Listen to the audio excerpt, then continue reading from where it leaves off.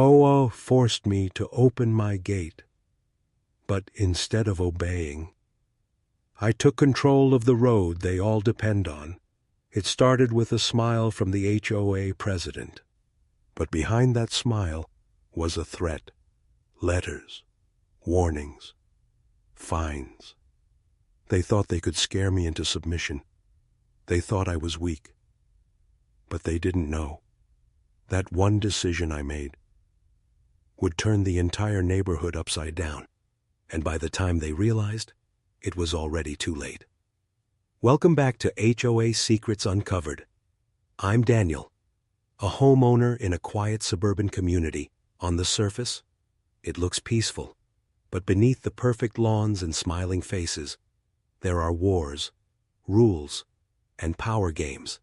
And today, I'll tell you the story of how one gate, one road, became the weapon I never knew I had. HOA forced me to open my gate, but instead of obeying, I took control of the road they all depend on. Welcome back to HOA Secrets Uncovered. I'm Daniel, and today I'll tell you how everything started. It was a warm afternoon, the kind of day when the sun hangs heavy in the sky, and the air feels too still. I was standing on my porch, looking at the quiet street, when I saw her coming, the HOA president. She walked slow, like she owned the place, like every blade of grass bowed to her rules.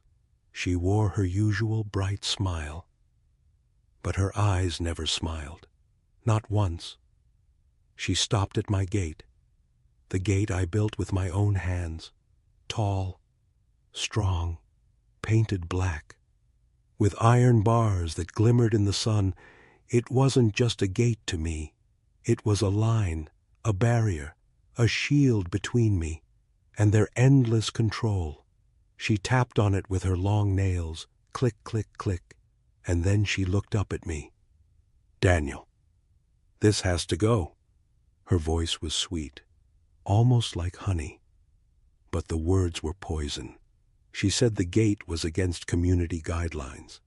She said I was disturbing the uniform look of the neighborhood. She said it must be open or removed completely.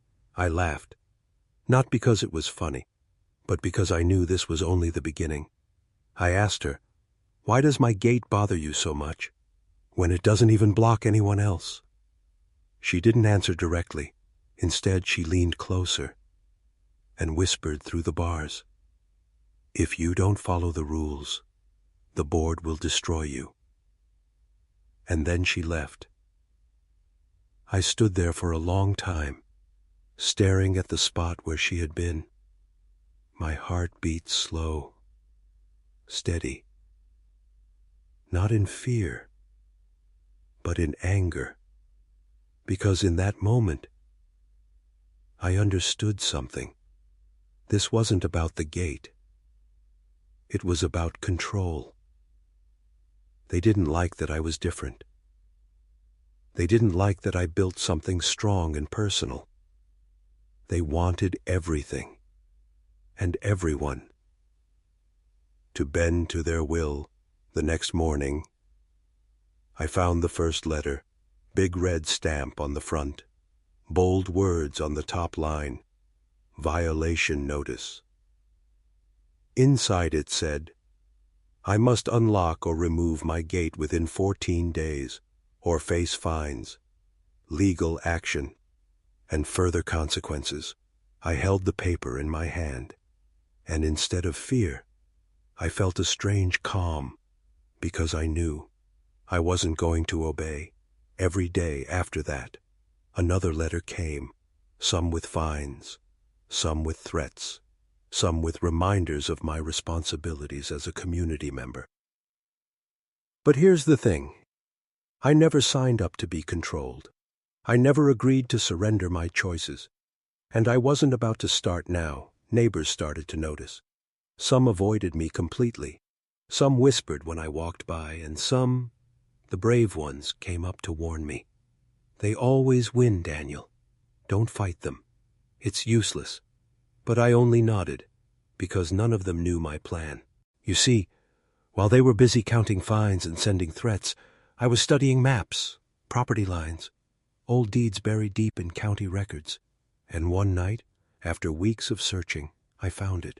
The road that every single neighbor used, every single day. The road that led to their houses. It didn't belong to the HOA. It didn't belong to the city. It was private, owned by the developer who built the neighborhood years ago, and that developer was desperate to sell.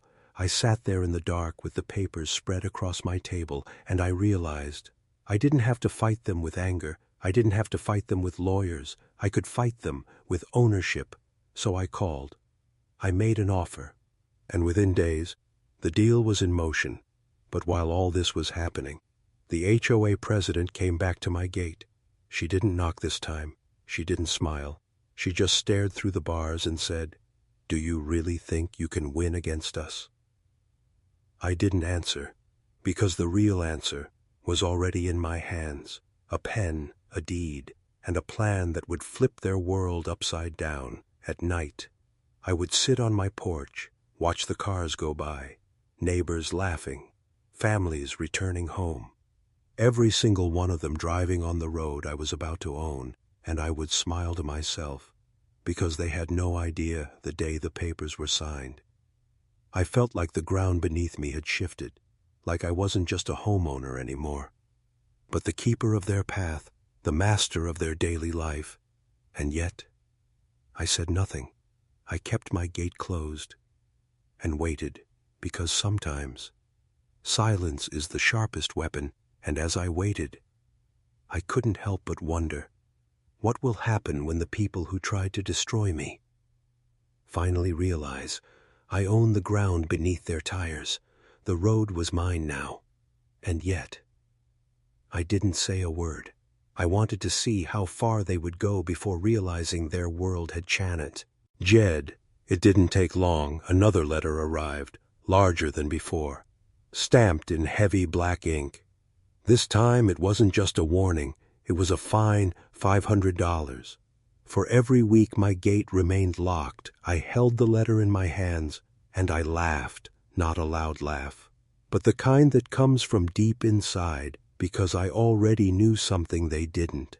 Every word on that page meant nothing, because they were already driving on my property, but I let them think they were winning.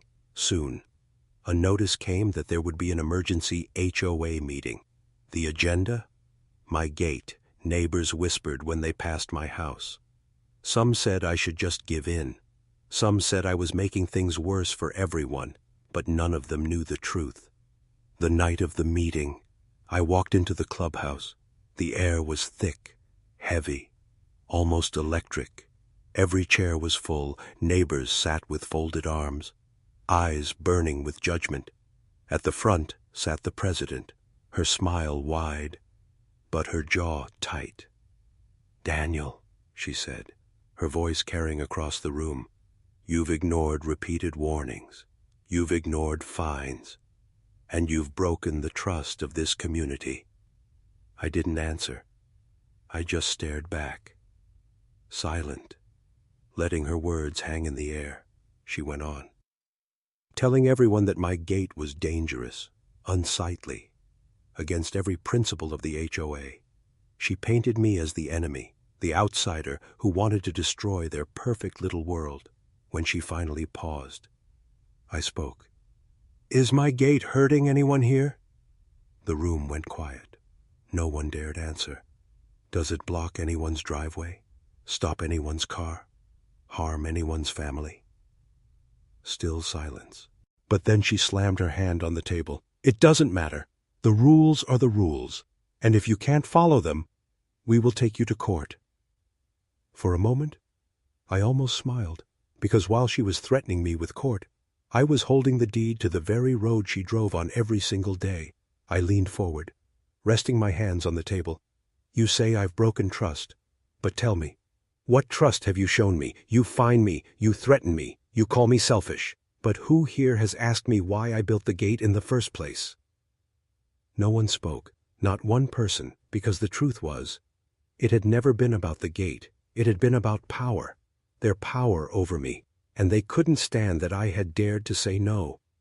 That night I walked out of the clubhouse without another word. The president's eyes followed me, cold, unblinking. I knew she would not stop, and I knew, the moment she discovered what I had done, the war would truly begin. Days passed, then weeks. Fines kept coming. Threats grew sharper. But I stayed quiet. I wanted the reveal to strike like thunder. And then it happened. One morning, I was sipping coffee on my porch. The sound of tires crunching on gravel filled the air. The HOA president pulled up, her car shiny and perfect. Like always, she stepped out, holding a folder thick with papers. Her heels clicked against the pavement as she walked toward me. "You think you're clever," she said, her smile gone now. "You think you can just ignore us, but we will take everything from you, your home, your money, everything." She slid the papers across my table, court summons, legal threats, a demand to remove my gate immediately. I let her speak, let her spit her anger across my porch, and when she was done, I pushed the papers back toward her. Then I placed my own folder on the table, thicker, heavier, stamped with the seal of the county. She frowned, confused. "What's this?" I leaned back, sipped my coffee, and said quietly, "That is the deed to this road." Her eyes flickered, her hands froze above the folder.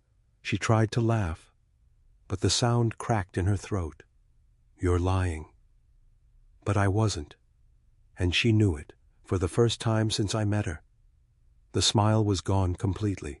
Her face was pale, her lips tight. She grabbed the folder with trembling hands, opened it, scanned the lines, and then she looked at me with something I had never seen in her eyes before, fear.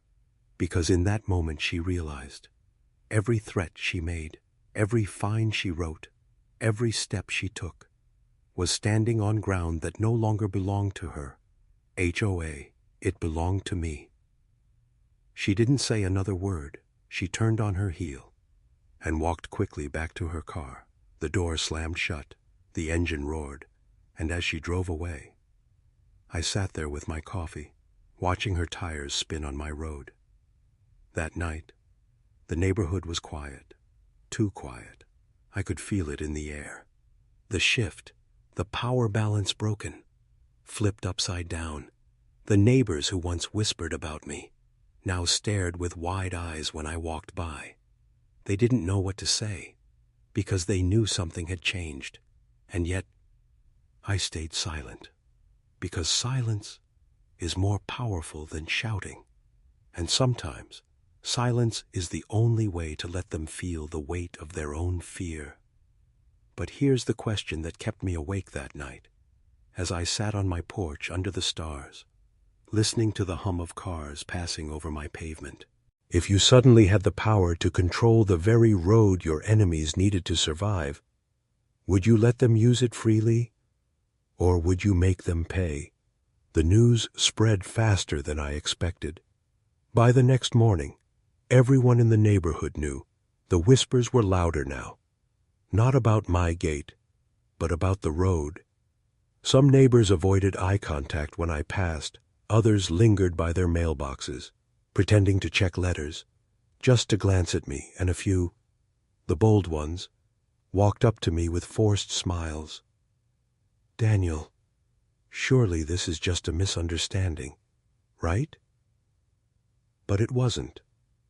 And I didn't bother pretending it was, because I could see the fear in their eyes. They depended on that road every single day, and now it belonged to me. I thought the HOA president would come storming back immediately, but she didn't. She vanished for a week. No letters, no threats, no knocking on my gate, just silence. It was the quiet before the storm. Then, one evening, as the sun dipped low and shadows stretched across the street, I heard a knock. Not on my door, but on my gate. I opened the window and looked down. 3 of them stood there. Board members. The president in the middle. Her smile was back. But it was different this time. Tighter, thinner, a smile painted over panic. "Daniel," she said softly, "we've had a talk, and we think maybe we can come to an arrangement." An arrangement, I almost laughed. The same people who fined me, threatened me, mocked me. Now they wanted peace, but I didn't answer. I let them speak. She went on. "We believe in community harmony. We don't want neighbors at war. Perhaps we can discuss a solution that works for everyone." Her words were sugar, but her eyes, they betrayed her. They were hard, sharp, desperate. I finally stepped closer to the gate, and I asked her one question. "Tell me, if I never bought the road, would you be here offering peace?" She froze. "Zimasi?" The 2 board members beside her shifted uncomfortably, and in that silence, the truth hung heavy in the air. They wouldn't have offered peace. They would have bled me dry, taken me to court, destroyed me. Only now, when the ground beneath their feet had slipped away, did they come crawling with smiles. I shook my head, closed the gate slowly, and walked back inside without another word. That night, my phone buzzed nonstop. Numbers I didn't recognize, neighbors calling, begging, demanding answers, some angry, some pleading. I didn't answer a single one, because this wasn't about phone calls anymore. This was about control, and for once, the control wasn't in their hands. The next morning, things escalated. I stepped outside with my coffee and saw a note taped to my gate, written in rushed handwriting, almost scratching through the paper. "You will pay for this." No signature, no name, just anger pressed deep into the ink. I smiled, because fear makes people sloppy, and fear was spreading through the neighborhood like wildfire. But then something unexpected happened. One of my neighbors, an older man who lived 2 houses down, came walking slowly toward me. His hands shook as he carried a basket of fruit. He placed it on my porch and whispered, "I don't agree with what they're doing. I think you're right. But please, don't punish all of us for their arrogance." His words sank deep into me because he was right. Not everyone in the neighborhood was guilty. Not everyone had mocked me or voted for the fines. Some were silent prisoners, just like I had been. That night I sat on my porch, staring at the stars, and wondered, what should I do with this power? Should I make the board crawl on their knees, begging for forgiveness? Should I charge them to use the road they once thought they owned? Or should I stay silent, let them live in fear, never knowing when or if I would strike? Ike. The president's car drove past slowly, her headlights flashing across my face for a brief second. Our eyes met through the glass. Her jaw was tight, her grip on the steering wheel white as bone. She hated me now, not because of the gate, not even because of the road, but because I had beaten her at her own game. The next day, I received a letter again, but this one was different. No threats, no fines, no red stamps. It was a request. They wanted to formally discuss terms for use of the road. They wanted to negotiate a fair agreement. In simple words, they were ready to bow, and yet I didn't reply, because sometimes the longer you wait, the heavier the silence becomes, and silence can break even the strongest. That night, as I watched car after car roll across the asphalt that was now mine, I asked myself a question that still echoes in my mind. If you had the power to make those who once crushed you beg for mercy, would you use it? Or would you let them sweat in silence? Silence never lasts forever. And I knew the HOA would not stay quiet for long. At first, they tried to act calm, polite smiles, fake greetings, cars passing my house slower than usual. But beneath it all, I could feel the tension. The board wasn't done with me, not even close. One morning, as I stepped outside with my coffee, I noticed something strange. A stack of envelopes on my porch, not just one, but 10, maybe more. All from the HOA. I opened the first one, legal threats. The second, a demand for emergency access rights. The third, a warning that if I didn't cooperate, they would take serious legal measures. Page after page, filled with heavy words, words meant to scare me, words meant to push me back into line, but every page, every stamp, every threat was written on paper that meant nothing, because the road was mine, and no amount of ink could change that. Still, their persistence grew. It was late at night. I saw cars idling near my driveway, headlights cutting through the dark. Sometimes they stayed for minutes, sometimes for hours, watching, waiting, hoping I would step outside. But I didn't give them the satisfaction. Then one evening, as the sun bled red across the horizon, I heard voices outside my gate. I walked quietly to the porch and listened. The board was standing there, whispering furiously, "He's going to ruin everything. We can't let him control us. There must be another way." And then I heard the president's voice, cold, sharp, "We'll crush him legally, one way or another." Her words rolled through me like fire, because now I understood. They weren't just scared, they were desperate. The next day, I received an official court notice. They were suing me, claiming I was endangering the community by refusing to comply, claiming I had created a hostile environment. I laughed as I read it, because it was the very definition of irony. They had tried to destroy me with rules. Now they were trying to destroy me with the law, but they forgot something important. The law had already chosen sides. The deed was mine, and I was ready to fight. I called their bluff, filed my own papers, not in anger, but in precision. Documents that showed ownership, documents that showed control, documents that showed every single tire in that neighborhood rolled across property that no longer belonged to them when they realized what I had filed. The calls started again, not from neighbors this time, but from their lawyers. "Mr. Daniel, surely you understand this situation can be resolved without hostility. Mr. Daniel, this road is essential for the community. Can we negotiate a reasonable fee?" I listened. The night after the meeting, everything changed. I used to walk through the neighborhood invisible, just another face behind a lawnmower, just another house behind a gate. But now, I was the man who owned the road, and the looks I got told me exactly what that meant. Some neighbors glared at me, sharp, accusing. Some avoided my eyes completely, hurrying into their garages like shadows. But a few, a small few, smiled at me quietly, because deep down, they hated the HOA too, and my little move gave them hope. But Linda, she didn't see it that way. The very next morning, a new letter arrived. This one wasn't like the others. It was thicker, colder. It claimed my deed was invalid, that the HOA had superior rights over all roads. It threatened court, threatened liens, threatened to recover damages from me. It was fire on paper, burning through my hands as I read. I laughed at first, because I knew the truth. The deed was real. I had checked it 100 times.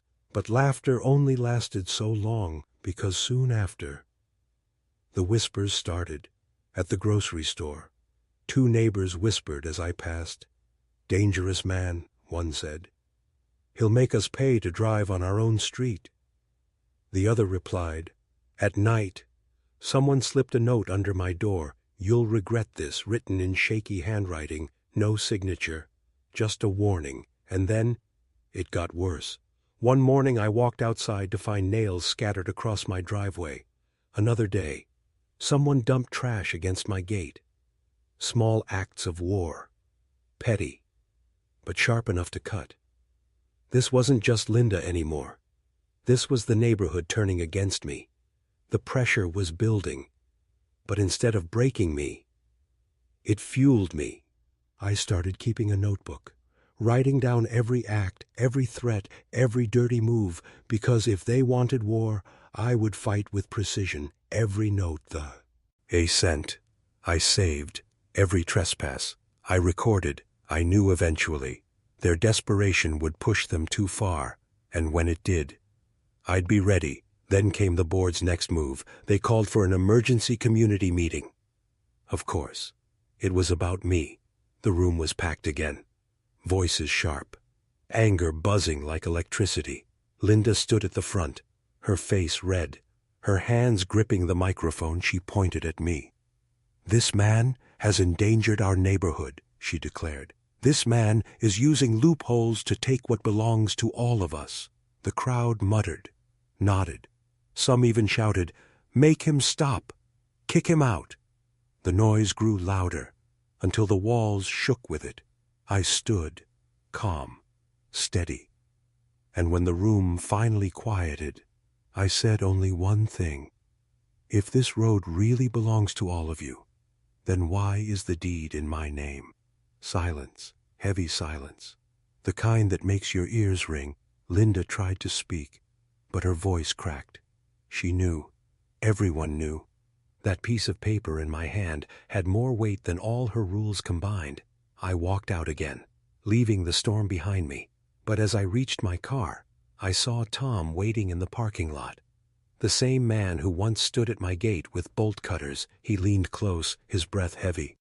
"You think you've won," he whispered. "Watch yourself."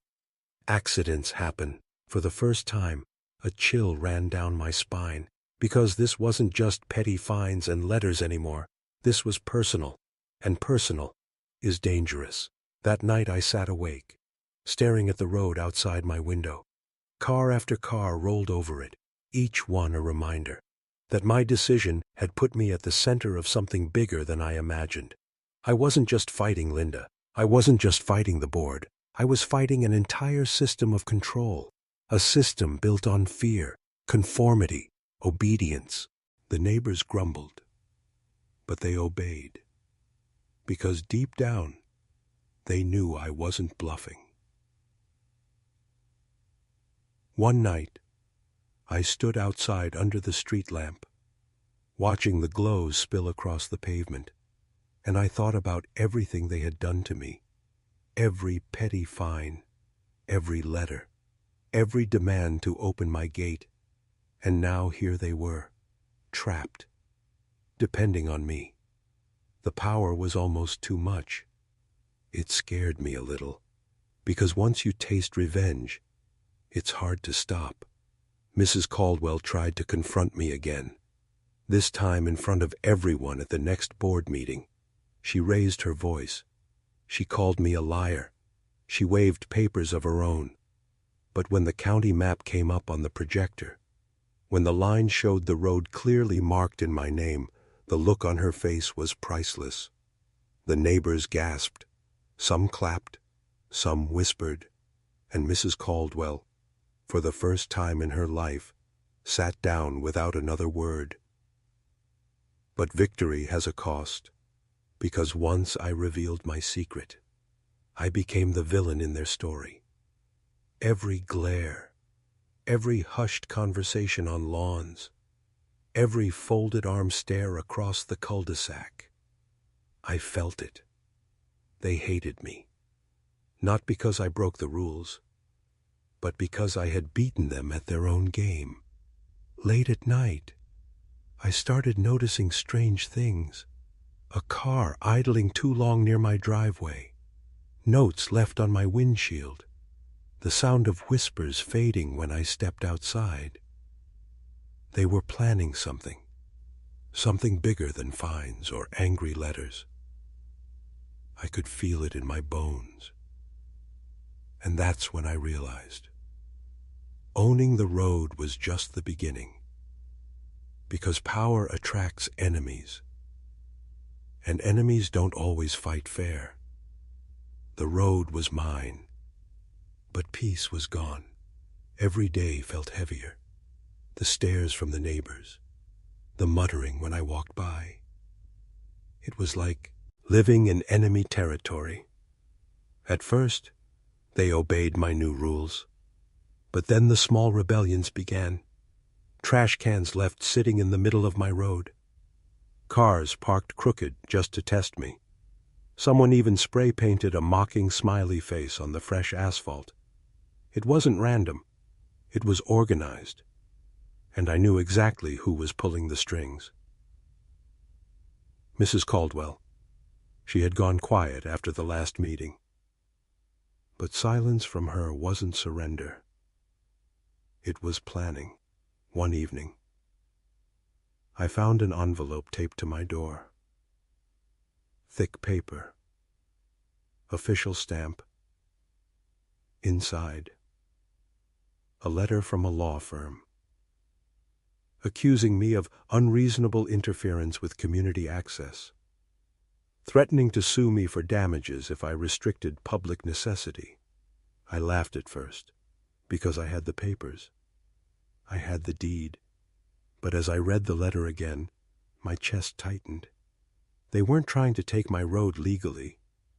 They were trying to drown me in legal fees. Neighbors started avoiding eye contact, not because they hated me, but because they were scared of being seen near me. It was like I was radioactive.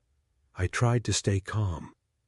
But then one night, just after midnight, I heard it. A loud screech outside my window. I rushed out barefoot, and there it was. Someone had poured oil across my road. Dark, slick, dangerous. The next morning, Mrs. Caldwell walked past my house, her shoes clicking on the sidewalk, and she smiled, that same sharp smile she always wore, as if she already knew. I cleaned the road myself. Hours of scrubbing, my hands raw. But as I worked, a thought kept burning in my head. What if this war never ended? What if they kept pushing, kept sabotaging, until I snapped? The next HOA meeting was worse. I wasn't invited, but I went anyway.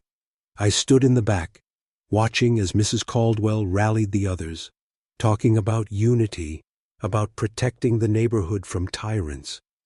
And every head in the room turned slowly toward me.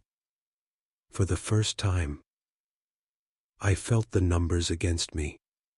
One against dozens. Me with a road. Them with everything else. I left before the vote. But I already knew what it meant. They were planning to fight me in court. They were planning to make me the villain in every neighbor's eyes. That night, I couldn't sleep.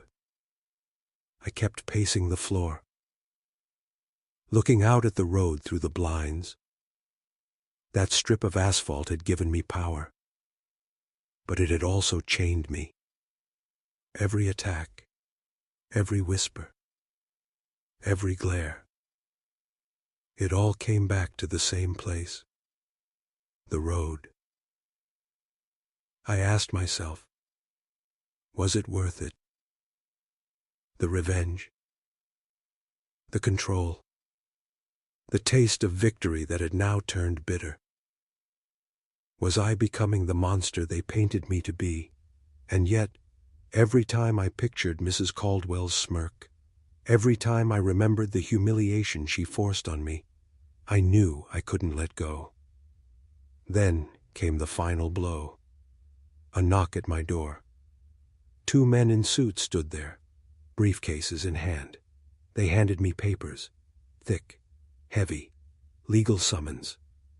The HOA was suing me, not just for control of the road, but for emotional distress, for damages, for everything they could throw at me. I held the papers in my hands, the weight of them, the trap they had set. And for the first time, I wondered if I had made a terrible mistake, because this wasn't just about a road anymore. This was about survival. And I had to decide, Would I fight them with everything I had, even if it meant losing myself? Or would I find a way to end this war before it destroyed us all? Tell me, if you were standing in my shoes with the whole neighborhood against you, would you fight to the bitter end? Or would you walk away before it's too late? The papers felt like bricks in my hands, heavy, cold, final. The HOA had made their move, and now it was all or nothing. I sat at my kitchen table, staring at the summons. The words blurred after a while. Emotional distress, illegal ownership, community damages. They weren't just trying to take the road. They were trying to break me. But they forgot something. I had nothing left to lose. For days, I went silent. No arguments, no fights, no warnings on my road. I let them believe they had won. I let them whisper about me being scared, defeated, finished. And then, the night before the court date, I struck. I hired floodlights, big ones. I planted them along the road. And when the switch flipped, the whole street glowed like a runway. Every car, every neighbor, every secret shadow lit up for all to see. They came out of their houses, confused, shielding their eyes. And that's when I read it aloud. My deed, my proof, over a loudspeaker that echoed across the cul-de-sac. This road is mine. You've driven on it for months without respect, without gratitude, without permission. Gasps rippled through the crowd. Whispers turned to anger. But I wasn't done. I pulled out copies, stacks of them, every legal paper, every stamp, every signed document. I handed them out like flyers, so no one could claim ignorance, so no one could pretend Mrs. Caldwell's lies were true. And then, the twist I had prepared. The county official I had spoken with weeks before. He stepped forward from the crowd, clipboard in hand, and he confirmed it all. The road was, as legally mine. The HOA had no jurisdiction, and their lawsuit was nothing but a desperate bluff. The silence that followed was delicious, like the pause before thunder. And then it came, the shouting, the accusations, the neighbors turning not on me, but on her, on Mrs. Caldwell. You told us he was bluffing. You said we'd win in court. You dragged us into this mess. Her face, red as fire, her hands shaking. For the first time, the queen of the cul-de-sac was cornered. I didn't even need to speak. They tore into her themselves. The board crumbled in front of my eyes. The mighty HOA, undone by their own arrogance. But I didn't smile. Not this time. Because as I looked at them, all of them, my neighbors, my so-called community, I saw only fear and hate. I had won the war, but I had lost the neighborhood. The road was mine, but every house around it was hostile. Every eye watched me like I was a stranger, an enemy. And that's when I realized the cruel truth. Power had saved me, but it had also isolated me. I had become what I swore I would fight against, a ruler instead of a neighbor. So that night, I stood in the middle of the road, the lights still blazing, the papers still clutched in my hand. And I asked myself, was it worth it? The revenge, the battles, the endless tension, or would it have been better to let the gate stay open, to let the road stay free? I don't know the answer. Maybe I never will. But I'll leave you with this question. If you had the chance to own the one thing your enemies depend on every single day, would you take it?